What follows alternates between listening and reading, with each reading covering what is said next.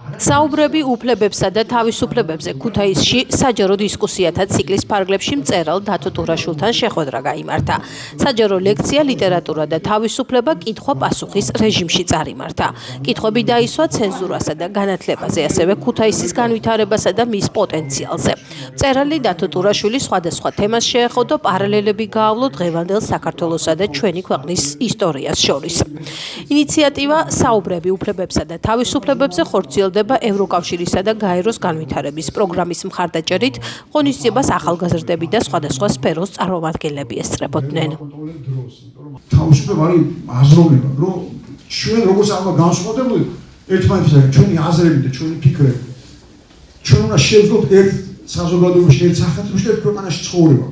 ყველა შემთხვევაში, ყველაზე ამის საპირისპირო მაგალითი, ცუდი მაგალითი არის ქართული პოლიტიკა.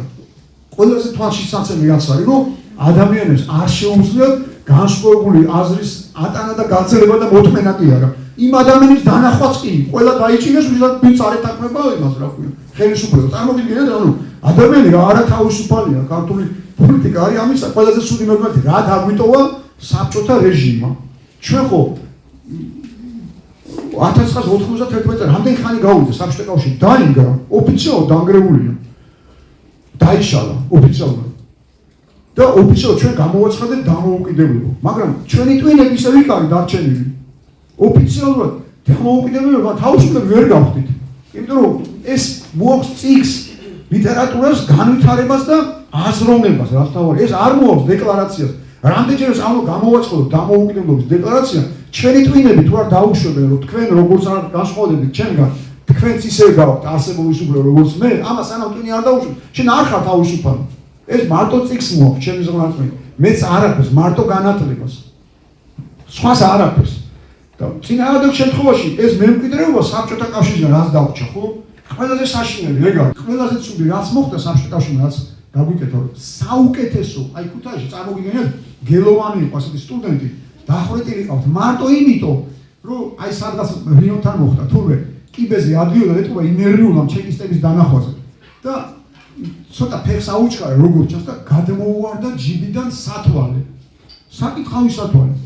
და იმან დახვრიტეს მარტო იმიტომ რომ მიხვდა რომ ადამიანს სათვალე უკეთია, ესე იგი ეს წიგნებში კითხულობს, რომ ამათ ჩვენი რეჟიმი არ მოეწონება. წარმოგიდგენია? ზაფხულში ჩამოსული სტუდენტი გელოვანი გვარი. ბაშო ძალიან მაგარი რამე აღმოაჩინენ ნაპოლიში, აი კვარანო ნაპოლიში თამაშობდა, წავედით ნეაპოლს კი უწოდეთ, მაგრამ სიოში ნაპოლი ქვია იმ ქალაქს, ხო ის იტალიურად ნაპოლია, იმათ ენაზე ნაპოლე.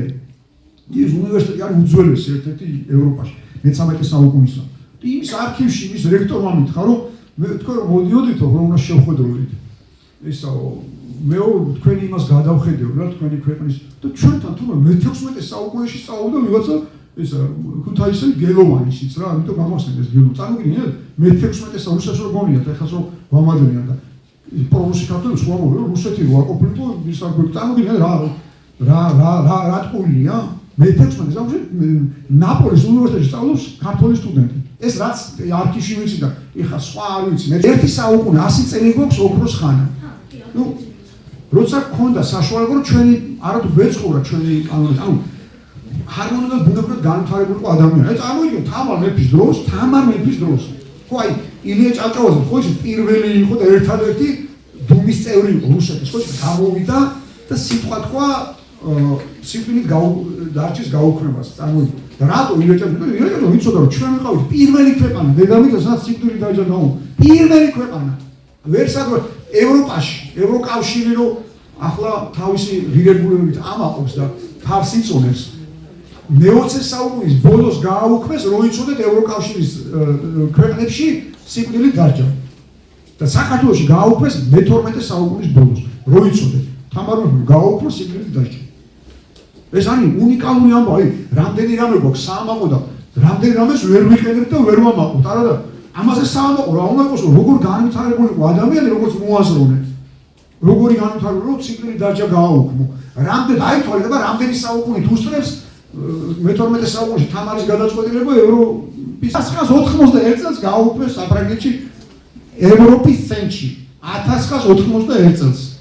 აბა დაითვალეთ რამდენი საუკუნით გაუსწრო თამარ მეფემ. ანუ როგორ ანუ ისი თქმა მინდა რომ ჩვენ როგორც მოაზროვნე ხალხი სულ სხვაგან ვიქნებოდით რომ არა ამდენი დაპყრობა და ასეთი უზარმაზარი ურჩხულები და იმპერიები რომლებიც პირდაპირ გზაჯვარეზე ვიყავთ ხო ვერავინ ვერ აქვს და ვერავინ საბედნიეროდ ისე მოხდა რომ ამ დიდი ურჩხულების მიუხედავად ჩვენ მაინც შევძელით და მოვახცეთ ჯერ ცოცხლად მოვიდით და მეორეც იმდენი მნიშვნელოვანი და ღირებული შევინარჩუნეთ რომ ის იმპერიები გაქრნენ ძალიან ბევრი საერთოდ გაქრა ნუ ჩვენ რასაც ვერ წარმოვიდგენ და რასაც საწყალი ერეკლე მეფე ვერ წარმოვიდგენ და ხო ის და არ მიყვარს ხომ ერეკლე მეფეს ლანძღავ იმიტომ რომ ყველაზე წარად მოტყუებული მეფეა იმდენად დაღლილები ვიყავით რომ ვერ გაამტყუენ ერეკლეს რო თქვა რომ აგერ ამხელა ქრისტიანული სახელმწიფო და იქნებ მართლა დაგვიფაროს და დაგვიცვასო და ვერ გაამტყუნებ რომ ეს ქრისტიანული რო გვეგონა ჩვენ და ეს დიდი ქვეყანა ფარველი რო გვეგულებოდა ყველაზე საშინელი დამპყრობელი თუ აღმოჩნდებოდა რას წარმოვიდგენით რომ ამანამდე არავის არ გაუქმებია ქართული ეკლესია არავის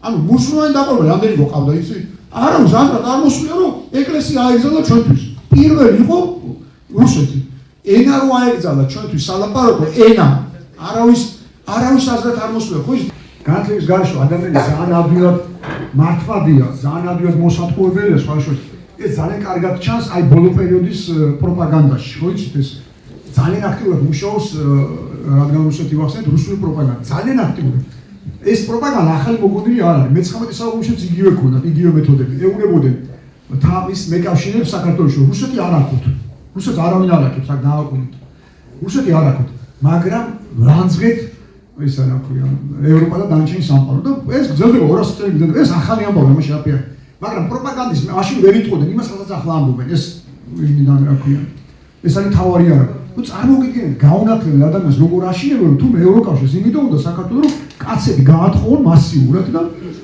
წარმოგიდგენთ ეს ასეთი შეურაცხყოფელი პროპაგანდა აი როგორ უნდა აკადო ადამიანს თუ მე ქართული ვაჟკაცები რო არ გადაგვეღობება ისა რა ქვია კობახიძე და დინარაძე ასე გაცვიდებიან რა ქვია შევარდებიან მაჩის ბიუროებში როგორც კი ისა წარმოგიდგენთ ეს რა შეურაცხყოფელია და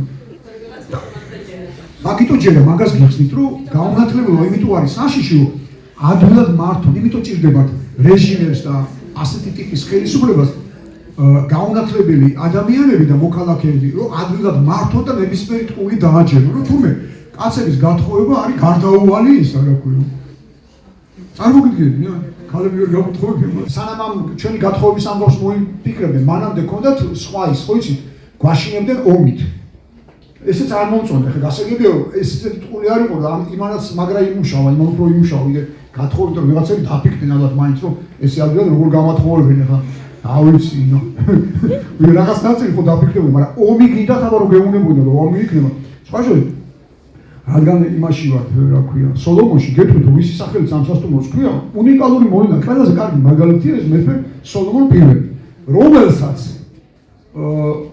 ზუსტად ასე ეუბნებოდნენ როგორც ჩვენ გვეუბნებიან რომ ომი გინდა ასე ეუბნებოდნენ იმიტომ რომ სოლომონი იყო დასავლეთ საქართველოში და აღმოსავლეთში ერეკლე ვინც გადაწყვიტა რომ უარი ეთქვა ამ ტყვეების გაყიდვას ტყვეების გაყიდვა ეხლა გასაგებია წერალი ყოდა ასეთი კონტრაქტი თათარაშვილი უიარაღო ქონდა ფსევდონიმი და დაწერა მამლუქი იგივე მამელუქი ფილმს ქვია ხუჩა და გოჩა ხუჩა ყარაცხელი და გოჩა არ ვიცი ხო და იმ ფილმის მიხედვით რა თქმა უნდა სინამდვილეც არის აღწერილი და ძალიან ბევრი ძალადობა იყო და იტაცებდნენ ადამიანებს ხო იცით და კიდე ბაზრებში მაგრამ მოტაცების გარდა ეს იყო ეს ტერმინი არ არსებობდა რომ ბიზნესი იყო ადამიანებს ყიდნენ ვაჭრობდნენ ხო ჩორებად ვაჭრობდნენ ვაჭრობა იყო და იმ ბიზნესის შემოსავალში წარმოიდგინეთ რამდენი ნაძირალა იყო იმდენი ნაძირალა იყო რომ სოლომონს მეფეს გაუგოდეს და უთხრეს რომ კი აკრძალა მეფეო მაგრამ ხოთხარი ხო გაბრაზდებაო ეხლა რომ ჩვენ გვეუბნებიან რომ გავაპროტესტოთ რუსეთის პოლიტიკა პუტინს ეწყინებო